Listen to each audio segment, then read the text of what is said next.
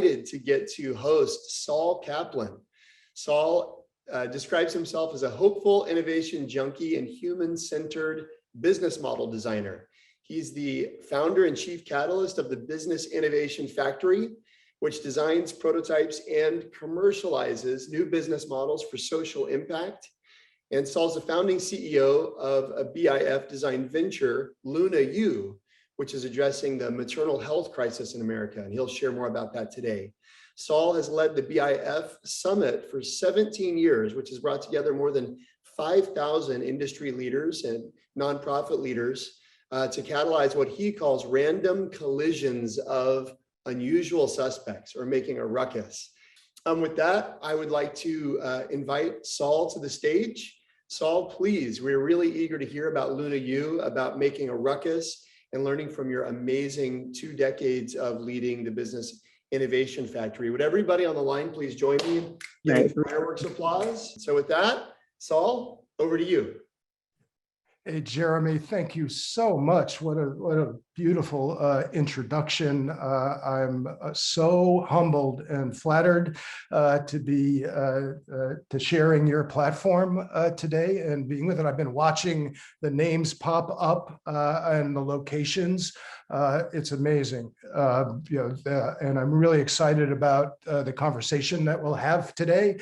It sounds like I made it just barely to the top 10 of the installments of this.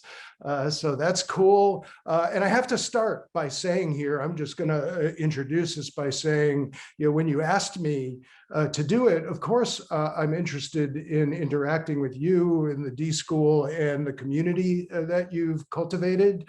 But I have to say right up front, I don't think of myself as a master of creativity. You can be the judge of how creative I am or not. But I am a catalyst, and I even integrated that into my title. I'm the founder and chief catalyst. I highly, highly recommend coming up with your own title if you ever have the opportunity, and I did.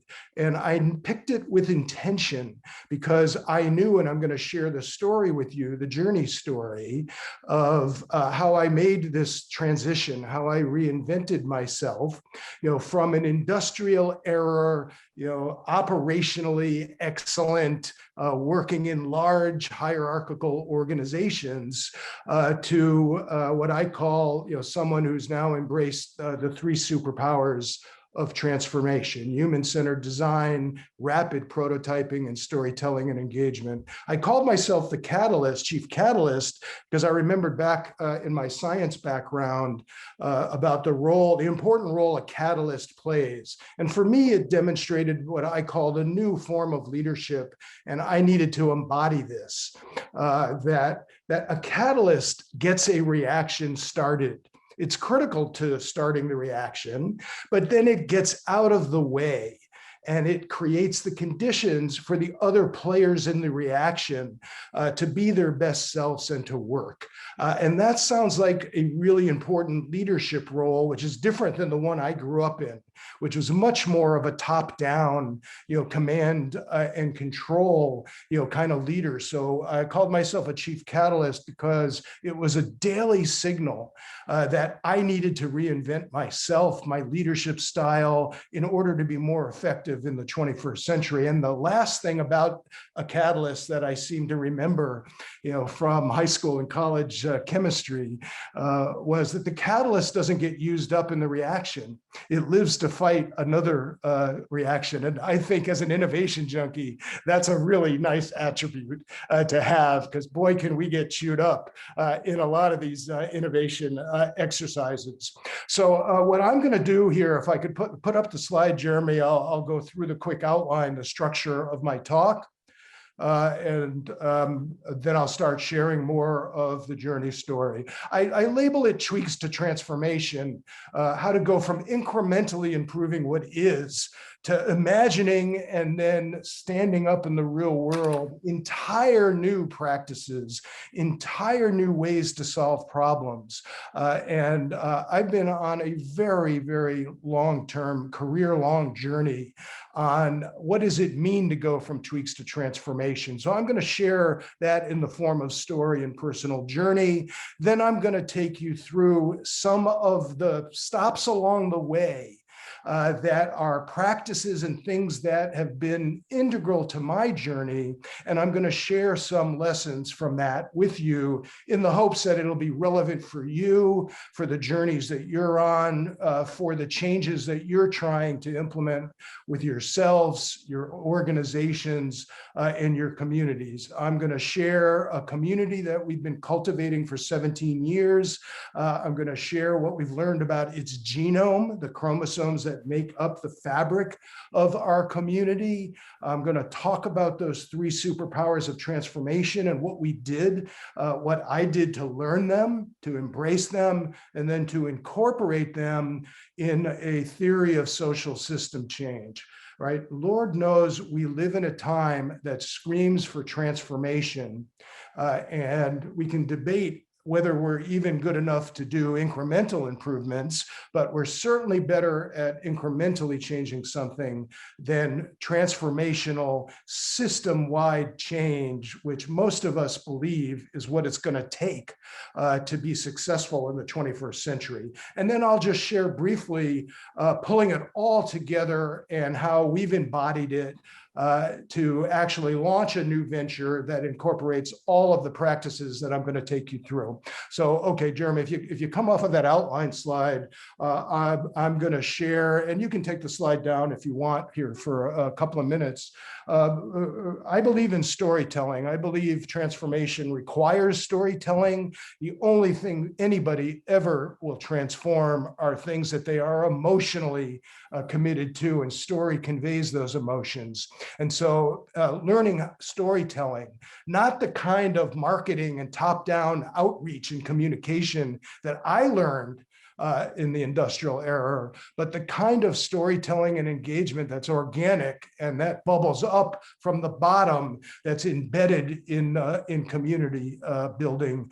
I'm going to just share a couple of points along my personal journey. I'm going to first give you what I call life before Biff, because my world separates into life before Biff and life after Biff, and they're about even in my life. Not exactly, but for the sake of this discussion, they're about 20-year increments, right? Like 20 years of really solid professional work across many settings before Biff, and now about 20 years since I made the pivot personally and reinvented with those new superpowers. So I'm going to drain the first half, the first 20 years really quickly, because I really want to focus on the second 20 years, which is where the practices are that we want to talk about. But just to lay the foundation, I'm an innovation junkie, right? I see everything as a what's next guy, right? And I'm a pain in the ass because of that, right? Because no matter what you give me, no matter how good it is, right? I want to talk about what's next, right? I don't spend a lot of time talking about what is or what was, other than to understand it, to set us up for what's next. So it's a blessing and a curse, right? Because it's a blessing because you're always trying to improve people's lives, because you're always trying to improve everything around them. It's a curse because you're a pain in the ass. You don't celebrate wins very long. You're very hard on yourself to try to move to what's next. So I take the blessing and the curse because the blessings are far greater than the negative parts of that. But I'm a all the way through innovation junkie. Let's make it better. It can always be better. That through line went through the before Biff period.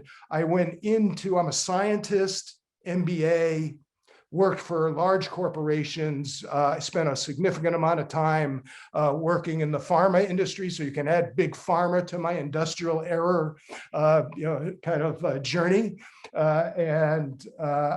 boy, did I work hard over those years. And along the way, I did some interesting stuff. So I worked for Lilly, and my claim to fame, I'm not going to bore you with all the stuff, and all the silly pivots that I took. But I think it's interesting to talk for a second. When I was working at Lilly, I took my science MBA, into corporate headquarters, and I got the chance, really of a lifetime for a very young leader at the time. I got the opportunity to work on the introduction into the US market of a product called Prozac, which I'm guessing you've heard of. It's an amazing, amazing opportunity that I got to work on. It changed the way we think about mental health and well-being. We have so much more work to do from those days, but I maintain even to this day a strong interest in this space. The lesson I want to pull from that for you that has been relevant for me through the whole rest of my journey, that I think would be relevant to everybody, is I learned the difference between market making and share taking. Really important distinction in my life. Most of the world, people, organizations, communities in the industrial era were share takers. Right? You know what that means, right? It means, what industry do I compete in?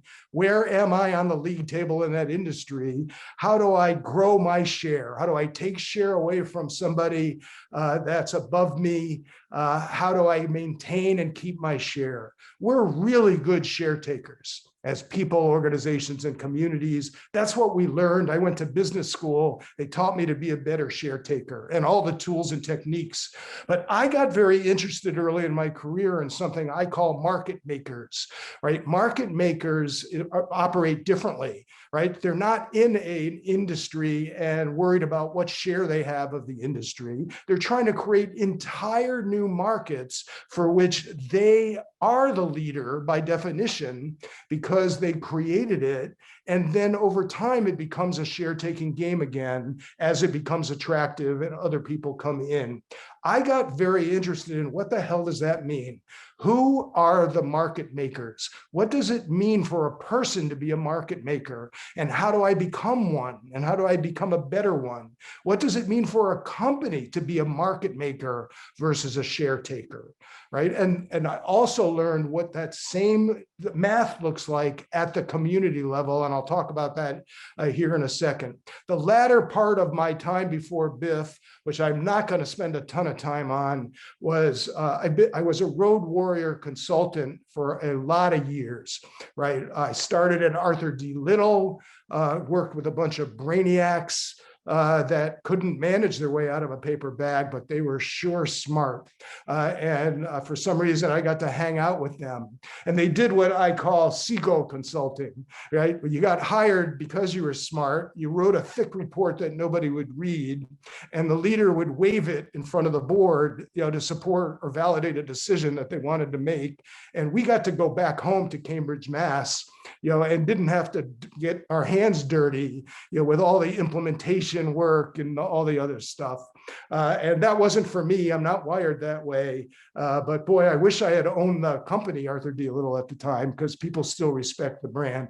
I then ran a small boutique, learned how to be an entrepreneur. And then I got dragged into what was Arthur Andersen and the consulting arm, Andersen Consulting, that ultimately got launched out as Accenture, and ultimately we did an IPO, and I was a young guy who was able to retire after being part of a pretty large IPO from that. And this is where I'm going to transition. I'm going to make one closing comment on what I call the before BIF period. I set the foundation for you because I wanted you to understand the from when I start to set up the to. Like, what did I need to do from what I learned there in order to be successful, at some of the work that we're trying to do over the last 20 years. My wife had given me a year when I retired from Accenture, to just take a breath. I'd been on a plane, every day, 6-7 days a week. And it was kind of her. And then until 3 months in, she reneged on the deal and said, I don't care what you do, but you're not hanging around this house, for this whole year. You got to go find something else. that you're going to do in the marketplace. So I needed to figure out what I was going to do next. And this is where I'm going to transition, into the post-BIF period. So before, hold on, Jeremy, here, I got to just set up one thing. So what I did was, rather than get back on planes, I raised my hand to the then governor of the state I live in. We're the smallest state in the country, Rhode Island. That's my home. So it seemed like a manageable thing. We all know each other here because it's so small. And I had a conversation with the newly elected governor, who was a business guy, who heard my background and said, "Why don't you come work in government?" I had never, ever touched government through that first 20 years. I avoided it like the plague. And here was the governor of my home state saying, "Why don't you come help us? You'll work down in the Economic Development Agency." And he put me in as the number 2 guy. And then the number 1 guy goes back to Wall Street. Next thing I know, I'm an accidental bureaucrat. I'm in the governor's cabinet running the state's Economic Development Agency. And the reason I share this with you is this is where the pivot starts. I changed my entire worldview of what innovation is as a result of being a leader in a public sector entity that was tasked with how do we transform our economy. And we have an economy here, not unlike a lot of the economies that you live in, except for you, Jeremy, in California. You guys are your own thing out there. But for the rest of us, right, we were trying to figure out what life was like after the industrial era. And the irony is, where I live is where it started. You can actually go visit the mill, Slater Mill, where we got the know-how for the mill. And the whole industrial revolution started here in Rhode Island. Well, there are people here that still think it's coming back and didn't move fast enough to reinvent it to a 21st century economy. I had to relearn everything in order to think about innovation, not through the lens of a big company, but through the lens of the people who actually live here, right? The patients who interact with our healthcare system, the students who interact with our education system, right? Our citizens who interact with government. And so I started to see innovation as being something we should view through the lens of the end user, not the way I did it for the previous 20 years, through the lens of an enterprise.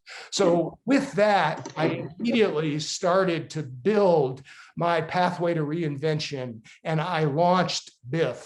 And the very first thing I did when I launched BIF, I was still working in state government, was we're going to do it differently. We're going to do it organically, bottom up. We're going to first form a community, and then we're going to self-organize for purpose the other way, as opposed to from the institutions down. We were going to go from the ground, the problems we need to solve, imagine a different future, and then figure out how to render that future, right? And that became my North Star for what innovation should be. Right? Not just through the lens of an institution, but through the lens of individuals in an era where we have all kinds of new ways to connect and to collaborate and to organize for purpose. So the very first thing I did when I formed the Business Innovation Factory to change that conversation, first in Rhode Island and then ultimately around the country and around the world, was I said, we're going to go community first. And we created a summit. And so if you go to the next page, so we founded a summit that we've now done for 17 years. It's on hiatus during the pandemic. We shut it down to make room for a pivot that I'll get to here in a couple of minutes. But we created a summit, and it was called the Collaborative Innovation Summit. And it wasn't your typical summit. It was a storytelling summit. Right? I wanted to embody, what does it mean to build self-organized, purposeful networks? How do we create community that's going to drive the transformational change, as opposed to waiting for it to come top down from public and private sector institutional leaders? And so we started. Now, I had the good fortune, go to the next slide, please, Jeremy. I had the good fortune. I have a lot of really interesting friends, and now I have a lot more as a result of these practices. I don't know if you recognize this guy. That's me, but that's Richard Saul Werman, who I became really close friends with. At the time, he happened to live here in Rhode Island.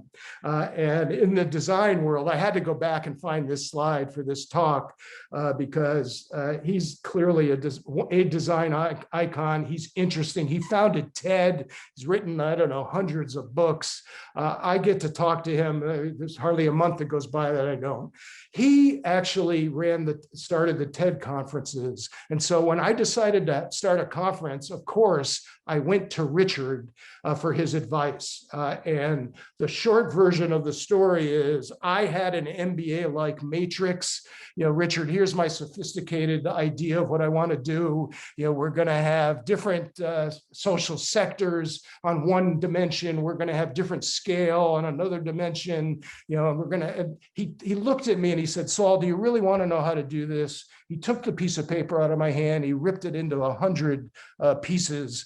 And then he basically told me, what he did in starting TED. And many of you may have heard this story. He talked about this notion of all you want to do is host a dinner party with people that you are interested in, and then invite other people to be part of the conversation.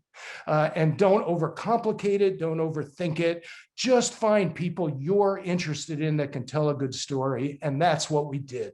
Over 17 years, there were about 500 what I call storytellers, which are all well-known people that came to the BIF stage. And I told them, you're not giving your traditional talk.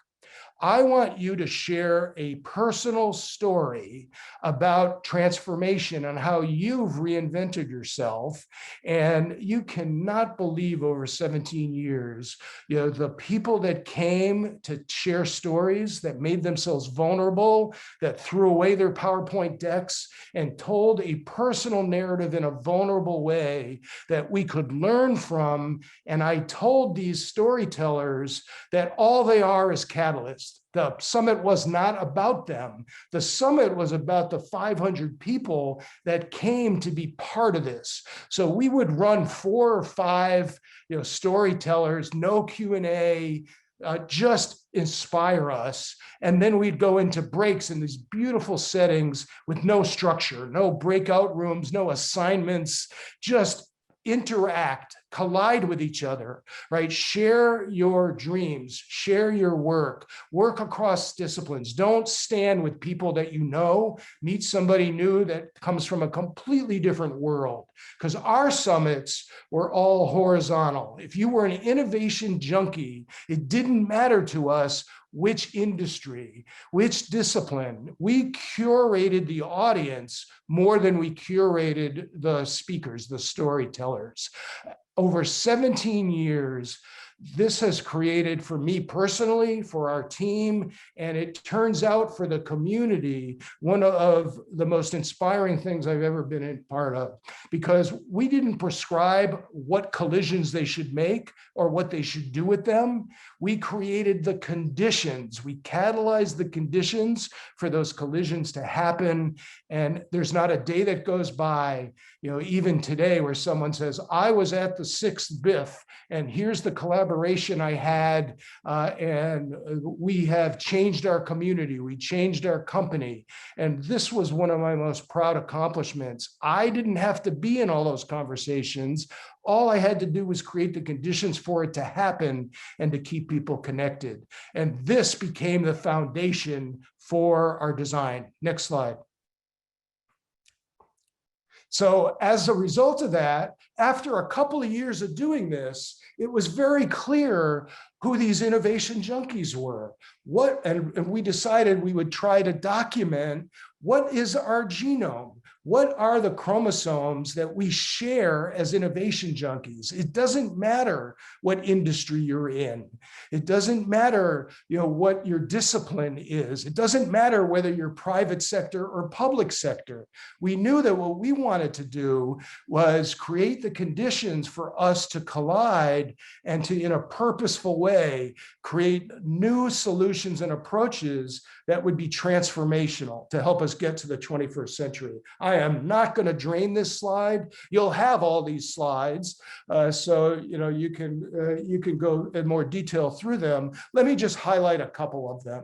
They fit into three categories, what we call connect, inspire, and transform. It starts with community first, right? That's why we did the summit before we ever did our first project, built our tools, started to create some results. We really worked on the community, and it's really paid off for us. Number one, it's got to be bigger than any of us. Community is only important if the people in the community realize that the goal is to catalyze something bigger than any one of us. And that might sound trite, but that's not how a lot of people roll. And in our community, everybody was oriented that way.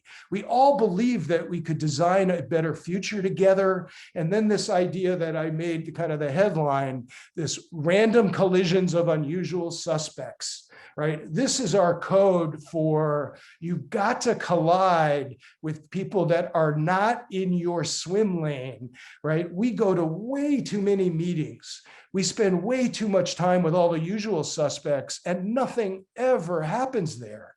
Nothing ever happens, right? The only time something good happens is when you actually get into the gray area between these silos, and you actually create the conditions for us to mine the space between it and create a really steady flow of random collisions of unusual suspects to find out that this is the foundation for how we're going to change the world. And it sounds so straightforward, but the world is not architected that way. Whether it's the physical world or now even our virtual world, we still hang out with people that are exactly like us, rather than putting ourselves into the environment, where we can collide with someone who speaks a different language, uses a different approach, is in a different sector. In the gray area between us are the solutions and the superpowers that we need to build in order to do transformational work across those silos. So connecting comes first. Once we've connected, then we can inspire each other. And this is where storytelling comes in, right? Storytelling as a vehicle to carry emotion, as a way for us to see ourselves in the story. And the most important thing I would share with you is this notion that we're not marketing and pushing canned messages down. We're putting a story in play that is unfinished business. If I share the makings of a story with you that isn't done yet, right? It's a narrative, but we're not finished with it. Now I can start bringing people into the story and welcoming them to participate in my story. Let's create a new story together. It's not finished. And so we had to learn how to make that a practice, right? How do we use storytelling strategically in order to bring people together in order to drive transformational change? Because when we didn't do that, we could talk a good game about transformation, but it never happened because people were not emotionally connected to it and doing it. And to the Masters of Creativity moniker of this session, I personally believe, and I think our entire community believes, that transformation is itself a creative act and requires enormous creativity to do. But as I started, I don't think of myself as a master of creativity. I think of myself as a catalyst, because I believe everybody can be a master of creativity, right? And we need everybody to bring their creative superpowers, into the 21st century. It can't just be the domain of a select few that are the creative types. And we have always, kind of cordoned off that word creativity as if some of us have it and some of us don't. It's just not true, right? We can all be creative, but as my friend Keith Yamashita once said from the BIP Summit stage, all kids are born great. until we beat the creativity out of them through structured education, through industrial era or top-down organizations. And then we wonder why we have young adults and adults that aren't creative. And so we got to change that if we're going to be successful in the 21st century. And then the last piece of this is transform. And I'm going to use this slide as a way to get you there. That transformation needs a set of tools that are different than incremental change. The biggest problem I see in most organizations is they'll tap somebody on the back and say, you're responsible for innovation. But the same person is responsible for incremental innovation in the context of the way their business works today as the person who's supposed to drive complete new business models and transformation. And what I've learned the hard way, lots of black and blue marks, is that they're different. That you can organize for incremental change to today's business models, and you should. And you can use traditional metrics to drive innovation projects, return on investment, time to market, all the stuff. Transformational change doesn't work that way. What design has taught me is that it's a generative act. You have to imagine a different future first. You have to render it in a low fidelity way to see if it works. And then you have to iterate generatively to move towards the future you want. That's not what I learned through the first 20 years of my career. And if anything, I learned the exact opposite. So hanging around with designers, I live right next door to RISD. And so I had plenty of folks who I could watch doing problem solving and said, I need to learn how to do that, because that needs to be deployed in our transformation strategies, not to sprinkle design dust on our existing methodologies for innovation, but to actually rethink how we innovate if transformation is the end. We built a methodology. I'm not going to take you through it. It's fairly traditional, and great trepidation of putting a methodology up when I'm talking to a Stanford d.school crowd.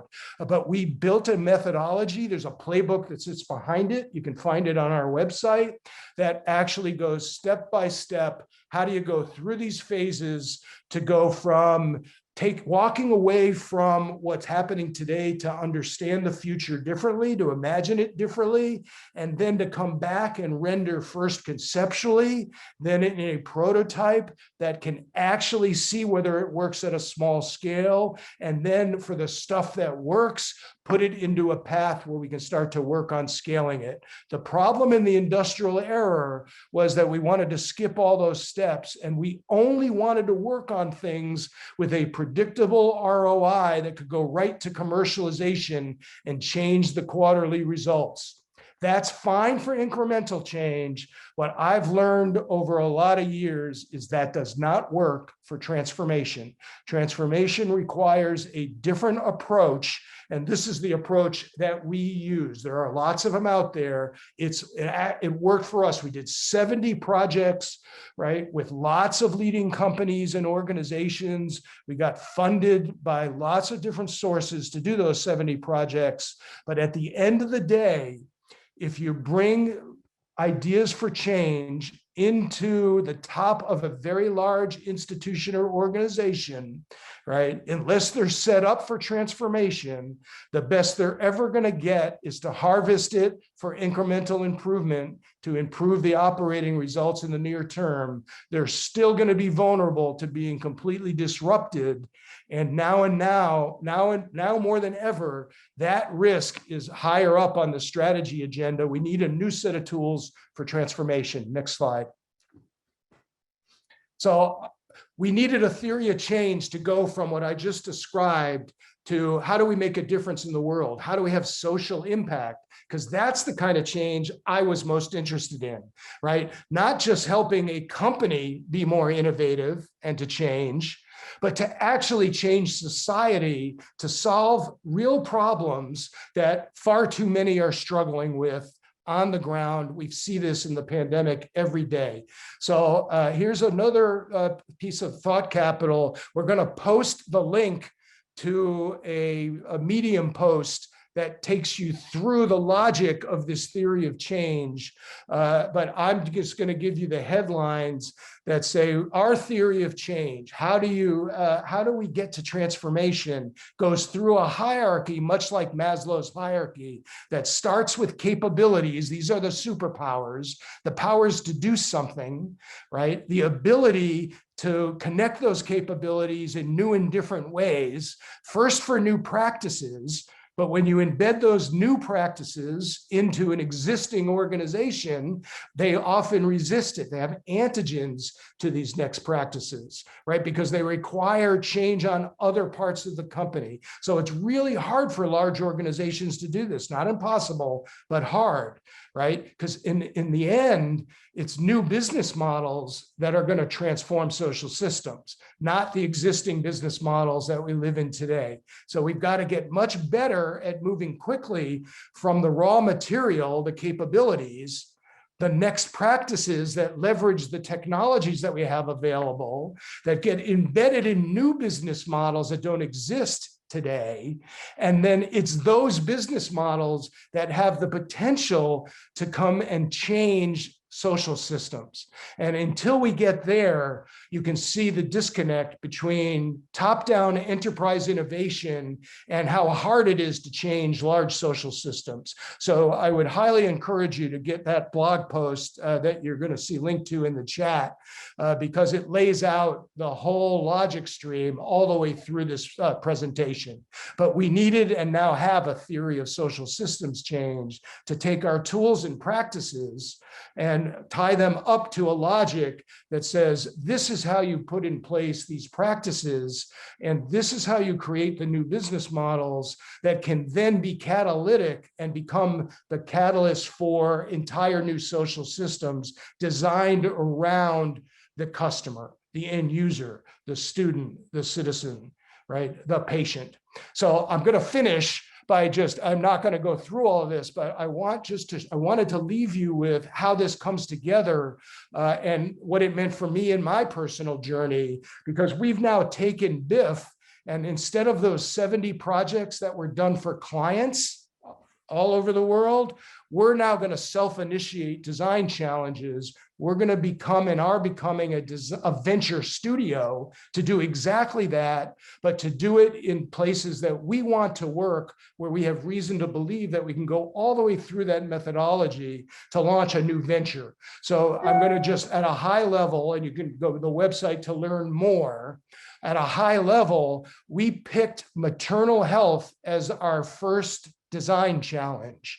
And we picked it I'm so grateful we picked it, because in this country, in America, right, it is incredibly painful to see how bad we are at maternal health and how quickly it has gotten even worse from one generation, right? If you're a woman today in America, you are 50% more likely to die or experience a very serious complication in childbirth than your mother was. And that's true for all women in America. We are the worst performing country of all high income countries in maternal health outcomes. Beautiful design challenge, because it's a solvable problem. Next slide.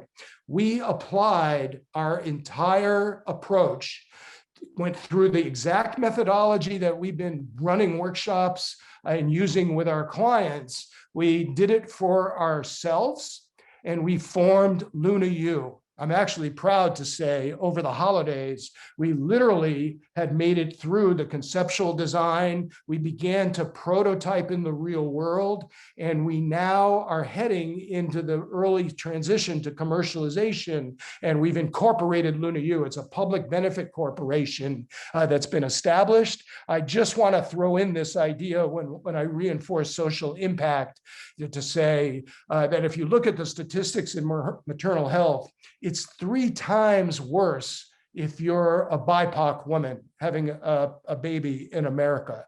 It's so bad that I think it's criminal. And why we're not angry and all working together to solve this problem is beyond me. But we have designed a model that's for the woman, that empowers her. If you go to the next slide, I think it might be my last slide. This is just a conceptual picture of the model. It's a woman-centered model. It's a platform. Everything it does is for the woman, not for the healthcare professional. It empowers her. It gives her a sense of agency. It helps her understand the risk factors. We give her a blood pressure cuff and an activity tracker and a dashboard so she can see her own information that drives her well-being. We give her access to a well-being coach on the platform that she talks with regularly, that takes a lot of the stress out of her pregnancy. And we're convinced, and now starting to enroll women and looking at the numbers, we're convinced that engagement on this platform will result in a significant improvement in outcomes, whether we're talking about mortality, morbidity of either the mom or the baby. And so we've got this whole model set up. We've got some low fidelity technology that we've started to prototype. We've enrolled, I think we've got 100 women on the platform right now, and we're building our pathways to expand it. You can find more about LunaYou on the LunaYou website, but I share it with you as everything I talked about up to this point, we're putting together to actually see a different future, begin to render it, to change social, to have real social impact. And with that, I'm going to stop the yakking. That was a lot I just threw at you, and open up the rest of the hour for conversation with you. Awesome. Thank you. So perhaps we could all give Saul a round of fireworks applause real quick. I know Perry's looking at the chat. Just to give a break for just a moment, I'll share, if you want to share some appreciation for Saul and what he shared today, as we've been doing recently, you can scan this with your phone.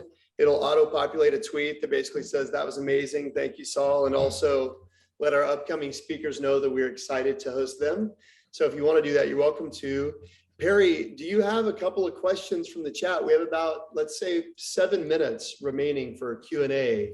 Where should we go? Where should we focus? Yeah, so we're innovation geeks too. I think everybody on this is innovation geeks. And I saw two sort of areas come up. One was around you talking about bottoms up and sort of, percolating ideas. And there's a lot of comment in the chat around that and some resonance. So I think maybe digging into that a bit more, and this idea of horizontal being a word that's used a lot in organizations. And I think maybe I might frame the question, which is, how do you build some rigor around, if you want bottoms up and you want horizontal, how do you go in and think about building rigor around that and not just have it this soft idea? Yeah, great. I'll give you just a couple of thoughts here to that. Great, it's a great question. Before I talk about the rigor, I would say I think the biggest trend, and this is a trend that was maybe a weak signal, but is now a full-on trend, is what I call self-organized purposeful networks. Right, as the trend that's going to drive the change that we're going to need in the 21st century. And we all know this. We watched the advent of social media. We could see when the internet started to enable us to talk to everybody anywhere and to find ways to connect. The tools that enabled self-organized purposeful networks have been evolving. There's some things we don't like about them, but the truth is that if you use them for the right purpose, right, they can change the power structure of an organic self-organized network. And we see examples of this every day, where out of nowhere, it seems, right, certainly to the folks sitting in the executive suites, that self-organized groups are now getting much smarter at how to influence large institutions and create change. You can see that the power is starting to shift down to the bottom, to people that are connected in purposeful ways. I think through the social media era, we got really good at how to connect. but we got a lot of work to do on the purposeful part, how to use those connections in order to turn those into purposeful networks that can actually make a difference, and change the equation on the ground. And so we got to constantly get better at that. But that's the next thing, and it's starting to happen. And I think you can put lots of structure around it, by being intentional about random collisions of unusual suspects, right? What's the last meeting you put together? Who did you curate and invite, right? How important is it to you, to open up the gray space between those disciplines? Well, all you have to do is look at how we spend our time, what kinds of meetings we're setting up, what we're doing in those meetings. Take a small percentage of that time and your schedule and what you're planning, and with intention say, wait a minute, if this is important to us, we can actually, right, put it on the ground. And to your point about the rigor and measurement, I call out, my friend, very sad, Tony Hsieh, who spoke at the BIF Summit. He came almost every year. The founder of Zappos, who sadly passed away. Every year he came to the BIF Summit. He talked 4 or 5 times. He actually took the idea that he heard about it at BIF, and he took it to entire other levels out in Las Vegas, where he was actually measuring collisions and creating metrics for collision, and talking about the fact that we have to make our communities this way. If I were running a college today, right, like I'd be a lot more like Michael Crow, who says, don't bring me a capital investment that isn't in the gray area between the disciplines, right? And so I believe that what we have to do is get much more intentional and rigorous about how to do the bottom up, but it's happening whether we want it to or not. And Saul, I'll interrupt. The follow-on question that William Hardaway posted. Good to see you, William. He posted just a quick follow-on this is, okay, what if I don't have any resources to do this financially? What if my team or my organization, how do I approach it? Do you have tips for approaching this that are just hacks for low budget to no budget? Yeah, well, from no budget, to me, it's all about a mental model of intention of doing this, right? How do I actually become self-aware enough to know that I'm in that trap, right? That my entire day is taken up with the as is and execution. And how am I expected to think about a different future, if I'm not colliding? So you can do this in your spare time. You can do it with the knowledge that comes across your desk. The newsletters you sign up for. Here's a tip, the next book you read a different genre, right? The next conference you go to one that you wouldn't normally go to with people that you don't normally interact with. Just go to one, right? Start taking actions that are putting yourself into the environments that enable you to really get better at what it means to operate in that gray space, to take insights from that gray space and bring them back. Yeah. And then one more question, if you would. So David asked a question a little while ago, over 10 minutes ago, but I thought it was interesting. It was on this idea of incremental and transformational changes. And his sort of wisdom from life experience was, hey, too often those changes are people think just remodeling a little bit of what we're doing is transformational. And maybe just continue that discussion. I think it's fascinating because we see that on this. People get conflated about what is incremental, what is transformational, and how do you approach that? Well, this is the most important thing you have to start with. What do we mean when we say innovation? Right? Because it's not good enough to just say innovation, because if you ask 10 people what it means, you get 20 different answers. One person wants to completely transform the whole business model. The next person wants to just incrementally improve this. Both are important objectives, right? I say to every CEO I've ever worked with, right? You're making a mistake if you just say innovation. Right? You got to be much more specific about what your objective is and what you're going to support. I tell most CEOs, let the COO run the incremental change and decide what projects are going to improve today's business model. You should own transformation. You should have a team unconstrained by the core whose job it is to execute the core, to actually be reimagining the future, beginning to prototype the future, right? If you put that in the core, it will never, ever happen. It doesn't. It just never happens. And yet CEO after CEO, like I'm sorry, but there's too many CEOs that are behaving as COOs. And we live in a time that requires, much more separation between COOs running today's business model and the part of the organization that's getting us prepared, for the inevitable huge changes that are going to happen. We're just not structured right for it today. And big organizations are not moving fast enough, to put in place the right structures to do it.